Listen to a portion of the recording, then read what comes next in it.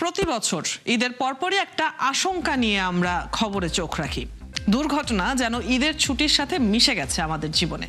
এই আশঙ্কা প্রতিবারই সত্যও হয়। তাহলে কোথায় গলদ? কেন প্রতি বছর ঈদের ছুটিতে ঝরে প্রাণ? আজকের আলাপ এইসব নিয়েই। আমাদের সাথে আজ যুক্ত আছেন যোগাযোগ বিশেষজ্ঞ ও বুয়েটের অ্যাক্সিডেন্ট রিসার্চ ইনস্টিটিউটের সাবেক পরিচালক অধ্যাপক ডক্টর মোহাম্মদ হাদিউজ্জামান এবং আছেন রোড সেফটি ফাউন্ডেশনের ভাইস চেয়ারম্যান আব্দুল্লাহ মোহাম্মদ ফেরদৌস খান। আপনাদের দুজনকেই স্বাগত জানাচ্ছি সংবাদযোগে এবং একই সাথে জানাচ্ছি ঈদের শুভেচ্ছাও। আমি শুরুতেই অধ্যাপক ডক্টর মোহাম্মদ হাদিউজ্জামানকে দিয়ে শুরু করতে চাই। কেন হয় এই দুর্ঘটনা? আমরা তো জানি যে দুর্ঘটনার খবর আসে প্রতি বছরই, তাহলেও কেন আমরা সেই সচেতনতার জায়গাটাতে যেতে পারিনি? কেন এড়ানো সম্ভব হয় না সড়ক দুর্ঘটনা? আপনাকে দেখেন, প্রথমেই আমি একটু বলে নেই যে আমরা যে দুর্ঘটনা বলছি এটা বলা মাত্রই কিন্তু আসলে কেউ দায় নেবে না, দায় মুক্তি কিন্তু দিয়ে দিচ্ছেন। আপনার আলোচনা শুরুতে যেটা বলছিলেন, ঈদের পরে দুর্ঘটনার মাত্রা অনেক বেড়ে যায়। তো প্রথম কথা হচ্ছে, আমরা কিভাবে জানি যে ঈদের পরে আসলে দুর্ঘটনা বাড়বে? তার মানে এটা এখন দৈবচয়ন বিষয় না। অ্যাক্সিডেন্ট মানেই হচ্ছে এটা দৈবচয়ন বিষয়। কিন্তু আমরা যখন একদম নিশ্চিতভাবে বলতে পারছি যে ঈদের পরে বহু মৃত্যুর মিছিল আমরা দেখব, তার মানে বুঝতে হবে এটা আসলে দুর্ঘটনা, এটা আসলে কাঠামোগত হত্যাকাণ্ড বা অবহেলাজনিত হত্যাকাণ্ড। আপনি সারা বছর আপনার পরিবহন ব্যবস্থাপনা চলছে একটা বিশৃঙ্খল ব্যবস্থাপনার মধ্য দিয়ে। সড়কে যত ঝুঁকি আছে সব ঝুঁকি নিয়েই কিন্তু আপনি পরিবহন খাতটা চালাচ্ছেন। এবং ঈদের সময় যেটা হয়, আমরা গায়ে গতরে চেষ্টা করছি যে যানজট কমাবো, দুর্ঘটনা কমাবো। এইভাবে আসলে আপনি দুর্ঘটনা কমাতে পারবেন না। আমি যেটা বললাম, সারা বছর তো আপনার সড়কে ঝুঁকি আছেই, ঈদের সময় আসলে আরো নতুন নতুন মাত্রার ঝুঁকি যুক্ত হয়। প্রথম সংকটটা হচ্ছে গণপরিবহনের সংকট। এত মানুষ ঢাকা ছাড়ছে, এটার চাপ নেওয়ার সক্ষমতা আমার গণপরিবহনের নাই। সড়ক আমি চকচকে ঝকঝকে করেছি, এক্সপ্রেসওয়ে বানিয়েছি। তো এই জায়গায় আমার একটা কথা আছে, আমি আসলে সরাসরি গতিকেও আসলে দোষ দিতে চাই না। কারণ কি, দেখেন, আমরা হাজার কোটি টাকা বিনিয়োগ করেছি, সড়কের এক্সপ্রেসওয়ে বানিয়েছি, মহাসড়ক বানাচ্ছি, 6 লেন বানাচ্ছি গতি বাড়ানোর জন্য। তো গতিকে দোষ না দিয়ে আসলে সমস্যাটা হচ্ছে আমরা গতি বাড়ানোর চেষ্টা করছি সড়কের সমস্ত ঝুঁকি রেখে। আপনি অবৈধ যানবাহন রাখবেন, ধীর গতির যানবাহন রাখবেন, আপনি আনফিট যানবাহন রাখবেন, আবার বলছেন গতি বাড়াবেন, তাহলে তো হবে না। তো সমস্যাটা আসলে গণপরিবহনের সংকট ঈদের সময়, এবং একই সাথে চালকের এখানে সংকট আছে। আপনি দেখেন, আমাদের বিআরটি বলতেছে তাদের নিবন্ধিত ভারী যানবাহনের সংখ্যা প্রায় 2.5 লক্ষ। তাহলে আন্তর্জাতিক মানদণ্ডে প্রত্যেকটা ভারী যানবাহনের পিছনে আপনার 1.5 থেকে 2 জন চালক লাগবে। সেই হিসাব করলে তো আপনার 5 লক্ষ চালকের দরকার।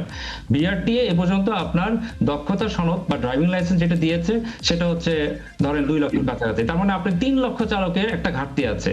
তাহলে ঈদের সময় যে চালকরা কন্টিনিউয়াস সড়কে থাকছে, স্টিয়ারিং এর পিছনে 48 ঘন্টা বসে থাকছে, এটা তো ভুতুরে চালক ছাড়া সম্ভব না। এই চালকগুলো যে দীর্ঘ সময় স্টিয়ারিং এ বসে থেকে নিজেকে আসলে জাগ্রত রাখার চেষ্টা করতেছে কিভাবে? এটা তো সম্ভব না। এবং সেক্ষেত্রে আমরা দেখেছি যে মাদক সেবন চলে আসে, অর্থাৎ আরেকটা নতুন ঝুঁকি যুক্ত হয়ে গেল। কারণ আপনি যখন মাদক সেবন করছেন, আসলে সড়কের কোনো ঝুঁকিকে আপনার ঝুঁকি মনে হবে না, এবং ঝুঁকিকে ঝুঁকি না মনে করা একটা বড় ঝুঁকি। তার মানে এটাই আমি বলছি, ঈদের সময় আসলে নতুন নতুন ঝুঁকি আপনার মাত্রাগুলো যুক্ত হচ্ছে। এবং শহরের মধ্যে যে বাসগুলি সেটা রিজার্ভ করে, যারা বিশেষ করে পোশাক আমাদের কারখানা যা শ্রমিকরা আছে, তারা দূরপাল্লায় চলে যাচ্ছে, এবং চালক যারা, তারা আসলে শহরের চালক, দূরপাল্লার অভিজ্ঞতা তাদের নাই, তারাও চলে যাচ্ছে। তো সড়কে আপনি সমস্ত ঝুঁকির আয়োজন রাখছেন, বিশৃঙ্খল উশৃঙ্খল পরিবহন ব্যবস্থাপনা, আপনার চালকের সংকট, আপনার আনফিট যানবাহন, কসমেটিক লাগানো শহরের যানবাহনগুলি দূরপাল্লায় চলে যাচ্ছে।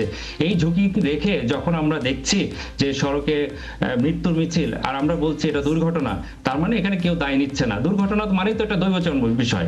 তো আসলে এটাকে আমাদের সংজ্ঞায়িত করতে হবে সঠিকভাবে, যে সড়কে কাঠামোগত অনেক দুর্বলতা আছে। এই দুর্বলতা যদি আপনি কমাতে না পারেন, তাহলে ঈদ যাত্রা আসলে কখনোই সুখকর হবে না। জি, আপনার কাছে আবারও নিশ্চয়ই ফিরবো। আব্দুল্লাহ মোহাম্মদ ফেরদৌস খানের কাছ থেকে ঘুরে আসতে চাই। অনেকগুলো কারণ ইতিমধ্যেই ডক্টর মোহাম্মদ হাদিউজ্জামান তুলে ধরেছেন। আপনি কিছু যোগ করতে চান কিনা এর সাথে? এবং তিনি যেটি বলছিলেন যে এটাকে আসলে দুর্ঘটনা বলাতে আমরা হালকাভাবেই হয়তো নিচ্ছি যে দুর্ঘটনা ঘটে গেছে, কিন্তু আমরা যেটা জানি যে ঘটার আশঙ্কা রয়েছে এবং সেই আশঙ্কা প্রতি বছর সত্যও হচ্ছে, তখন কি আসলে এটা দুর্ঘটনা? আপনার মতামত কি? ধন্যবাদ আপনাকে এবং ঈদ মুবারক। ডক্টর হাদিউজ্জামান ভাই সঠিকভাবেই বলেছেন যে দুর্ঘটনার যে অনেকগুলো কারণ, এটা তো সবসময় রয়ে গেছে। আমরা কিন্তু কারণগুলো জানি, কিন্তু কোনো প্রবলেম যখন আইডেন্টিফাই করা থাকে তাহলে সলভ করাটা কিন্তু মানে সহজ হয়। আমরা আমাদের প্রবলেমগুলো জানি। প্রতি বছর ঈদের সময় যে কয়েক কোটি মানুষ ঢাকা শহর ছেড়ে যায় বা দেশের এক প্রান্ত থেকে আরেক প্রান্তে মুভ করে, আমরা কিন্তু এটা জানি। জানার পরে আমাদের প্রিভেন্টিভ মেজার্সটা কি আমরা নিচ্ছি। যেমন ধরেন আমাদের এই সেফটি ইস্যুসটা নিয়ে আমরা যখন কথা বলি, ধরেন সেফটি কালচার লেডার আছে, এটার কয়েকটা ধাপ আছে, 5টা ধাপ আছে। আমরা একদম নিচের ধাপে, এটাকে বলে প্যাথোলজিক্যাল স্টেটে আছে জনগণের জন্য।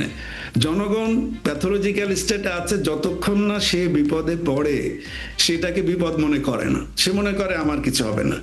আর যারা নীতি নির্ধারক এবং গভর্নমেন্ট লেভেলে আছে, তারা এক ধাপ উপরে আছে, যে তারা মনে করে যখন কোনো দুর্ঘটনা ঘটে তখন আমরা সিরিয়াসলি নিয়ে আজকে যে আলাপ করছি, এটা কিন্তু দুর্ঘটনা ঘটার পরে আমরা কথা বলতে বসেছি। দুর্ঘটনা ঘটার আগে কিন্তু আমরা বসিনি, কারণ এইটা আমরা জানি যে এই প্রবলেমগুলো রাস্তায় আছে। ড্রাইভার শর্টেজ আছে, গাড়ির শর্টেজ আছে, আমাদের রাস্তা কোথাও বড় কোথাও ছোট, এবং রাস্তার যে খারাপ আছে ভালো আছে, কিন্তু আমরা তো এটা জেনেই রাস্তায় বের হচ্ছি। তাহলে আমরা এটা কন্ট্রোল করব কিভাবে? কোথাও না কোথাও তো আমাদের এই ম্যানেজমেন্টটাতে আসতে হবে যে আমি জানি যে আমার রাস্তা অবস্থায়, আমি জানি আমার গাড়ির অবস্থায়, আমি তো রাতারাতি এইগুলো পরিবর্তন করা যাবে না। সুতরাং আমাদের যে রিসোর্স এই মুহূর্তে আছে সেটাকে আমরা যদি সঠিকভাবে ব্যবহার করতে পারি, সঠিক চালকরা যদি সচেতন থাকে, আমরা জনগণ যদি সচেতন থাকি, তাহলে তো এই জাতীয় দুর্ঘটনা অবশ্যই প্রিভেন্ট করা সম্ভব। ধরেন এই যে এটা যে আজই ঘটছে ব্যাপারটা কিন্তু তা না। আমরা ফেব্রুয়ারি মাসের ডেটাটা যদি দেখি, ফেব্রুয়ারি মাসে টোটাল অ্যাক্সিডেন্ট ঘটেছিল 517টা, তার ভিতরে মানুষ মারা গেছে 432 জন, এবং মোটরসাইকেল দুর্ঘটনা ঘটেছিল 187, মানুষ মারা গেছে 174 জন।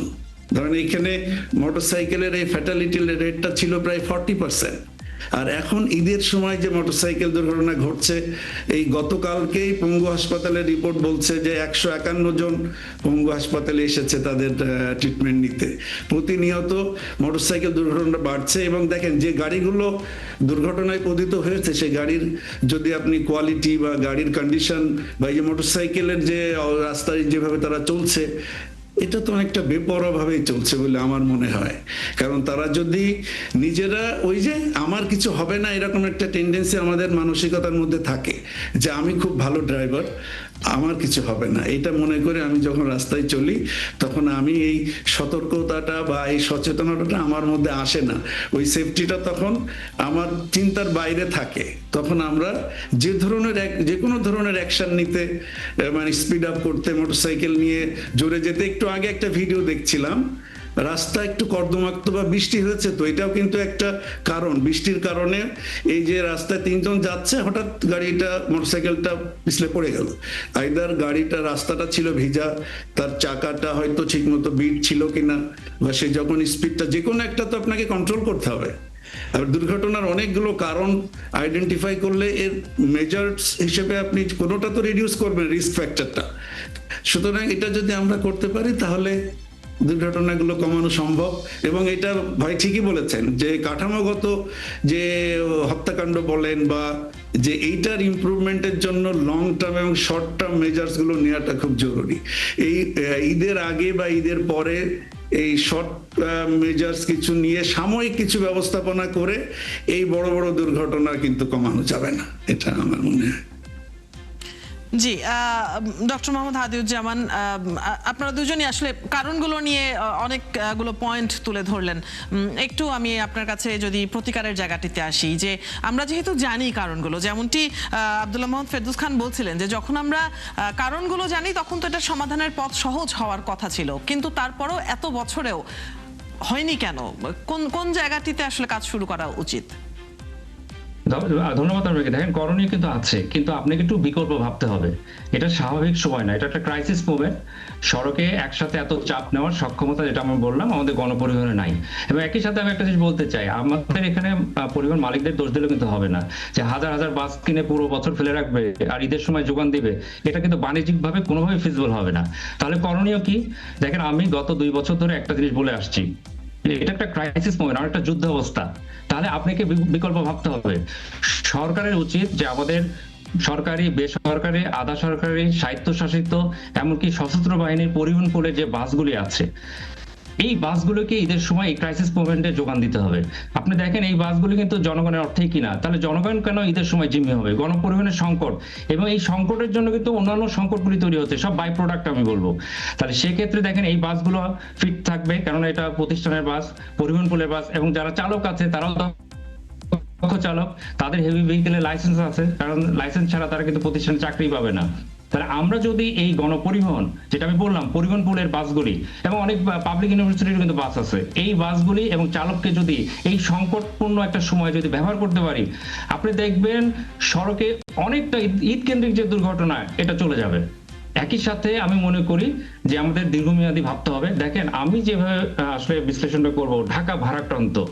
আপনি ঢাকায় অবকাঠামো করছেন, এত বিনিয়োগ করছেন, কিন্তু ঢাকার মধ্যে আপনি যানজট কমাতে পারছেন না, এবং ঈদের সময় যানজট কমাতে পারছেন না। তার কারণ হচ্ছে, ঢাকায় যারা থাকে তারা ঢাকার স্থায়ী বাসিন্দা না, তারা আসলে জীবিকার জন্য ঢাকায় এসেছে। এবং কেউ আসলে ঢাকায় থাকছে যে এটা সুখকর বিষয় তাও না, কিন্তু আপনি যে আয় করছেন তার একটা বড় কিন্তু খরচ হয়ে যাচ্ছে এই ট্রান্সপোর্টের পিছনে। আর বাকি 20 থেকে 30% আয়ের সেটা আপনি করছেন শিক্ষা, চিকিৎসা এবং মানে অন্যান্য যে বিষয়গুলি আছে। তো সেই জায়গায় ঢাকা, আমি যেটা বললাম, অবকাঠামো দ্বারা ভারাক্রান্ত, মানুষ দিয়ে ভারাক্রান্ত। আপনি এই জনস্রোত ঢাকামুখী আর করেন না, ঢাকায় আর বিনিয়োগ করেন না। ঢাকা বিনিয়োগ, আমি বলবো এনাফ ইজ এনাফ, অনেক বিনিয়োগ হয়েছে। এই বিনিয়োগগুলি এখন ঢাকার বাইরে করেন, ঢাকার বাইরে জেলা শহর, বিভাগীয় শহরে আপনি বিনিয়োগ করেন, সেখানে কর্মসংস্থান তৈরি করেন, যাতে করে মানুষ ঢাকায় আসতে না হয়। ঢাকায় যদি আমি মানুষের এই যে জনস্রোতটা ঢাকামুখী না করে ঢাকা বিমুখী করতে পারি, তাহলে তো আপনি ঢাকার যানজট অটোমেটিকলি নিরসন হয়ে যাবে। এবং এই যে ঈদের সময় যে জনস্রোত, যে জনচাপ, এবং যেভাবে দুর্ঘটনা, যানজট এবার আমরা দেখলাম, এটাও কিন্তু হবে না, কারণ আপনি ঢাকায় আসার তো প্রয়োজন নাই। মানুষ শুধুমাত্র জীবিকার জন্য কিন্তু ঢাকায় আসে। সেই জন্য বললাম, সরকারকে একটু বিকল্পভাবে ভাবতে হবে। এবং যেটা আমি বললাম, যে আসলে এরকম উদাহরণ আছে, আপনি জাকার্তা শহরে দেখেন, আমাদের চেয়ে বেশি মানুষ কিন্তু ঈদের সময় জাকার্তা শহর থেকে বের হয়, প্রায় 2.5 কোটি মানুষ। তাদের নৌবাহিনীর যুদ্ধজাহাজটা মানুষের জন্য ফ্রি করে দেয়, তাও তোমরা মোটরসাইকেল নিয়ে জাকার্তা শহর থেকে বের হয়ে না, সবাই যুদ্ধজাহাজ করে বিভিন্ন দ্বীপে চলে যাচ্ছে। আমরা কিন্তু যুদ্ধজাহাজ চাচ্ছি না, পরিবহন পুলে যে বাসগুলি আছে সেটা যাচ্ছে, এবার জনগণের অর্থে এই বাসগুলি কিনা। তাহলে এই বাস দিয়ে সংকট সময় একটা যোগান দেন, চালক আছে তাদের ব্যবহার করেন, তাহলে যে ভাড়া নৈরাজ্য এটা থাকবে না, কারণ গণপরিবহনের সংকট এটা মালিকরা জানে। এবং এই যে দীর্ঘমেয়াদী যে পরিকল্পনার কথাটি আপনি বলছিলেন, ঢাকা বিকেন্দ্রীকরণ, এটা পৃথিবীতে এই ধরনের রেকর্ড আছে, এই এরকম নজির পৃথিবীর অসংখ্য আছে। আমি একটু শেষ দিকে যেহেতু আছি, আব্দুল্লাহ মোহাম্মদ ফেরদৌস খানের কাছে আসতে চাই। আমরা কথা বলছি যে ফিটনেসবিহীন যানবাহনগুলোও তো ঈদের সময় চলছে, একটু রং করে প্রলেপ দিয়ে সেটাকে চোখে ধুলা দিয়ে চালিয়ে দেওয়ার একটা প্রবণতা দেখা যায়। আমি যদি যাত্রী হিসেবে বাসে করে যাতায়াত করি ঈদের এই সময়টাতে, আমি আমার পরিবার নিয়ে যাচ্ছি, আমি বড়জোর কি করতে পারি? আমি হয়তো গাড়িটার ফিটনেস আছে কিনা সেটা চেক করতে পারি, গাড়িটা দেখতে আউটলুক কেমন সেটা দেখতে পারি, কিন্তু এই যে কথা হচ্ছে যে ড্রাইভাররা বিশ্রাম পাচ্ছেন না, তারা সারাদিন ধরে 2 দিন ধরে ড্রাইভ করে যাচ্ছেন, এই বিষয়গুলো, কিংবা তারা মাদক নিচ্ছেন কিনা, এই বিষয়গুলো তো আসলে আমার পক্ষে চেক করা সম্ভব না একজন যাত্রী হিসেবে।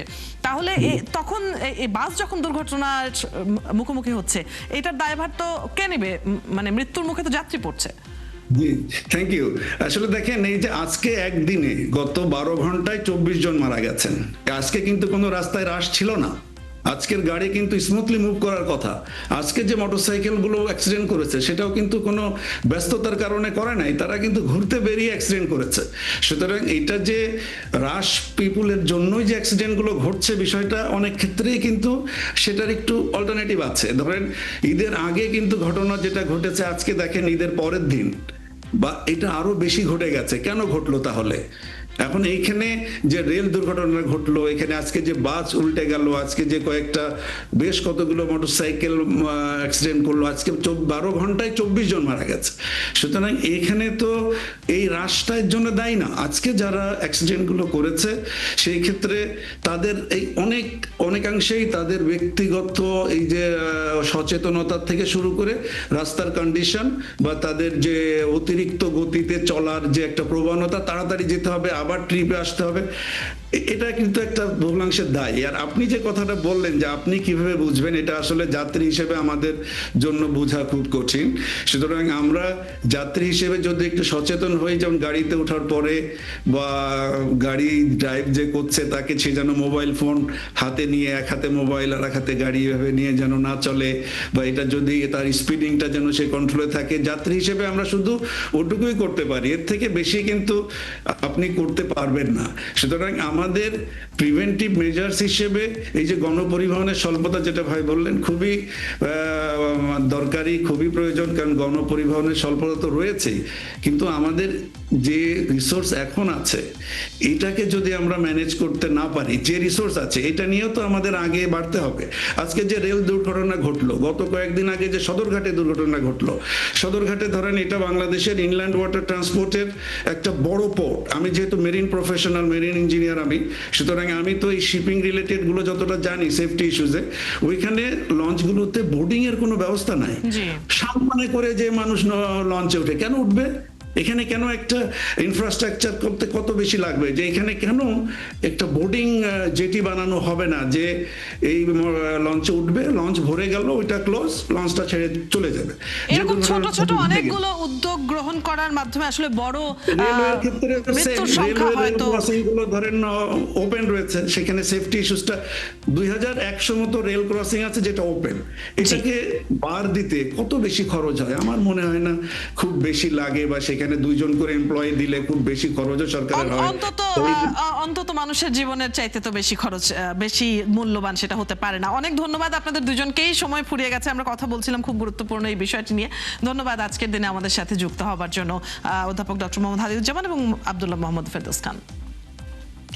দর্শক, এই ছিল আজকের সংবাদ যোগে। আগামীকাল ঠিক রাত 10টায় আবারও দেখা হবে নতুন কোনো বিষয় ও তার বিশ্লেষণ নিয়ে। ৭১-এর সাথেই থাকুন।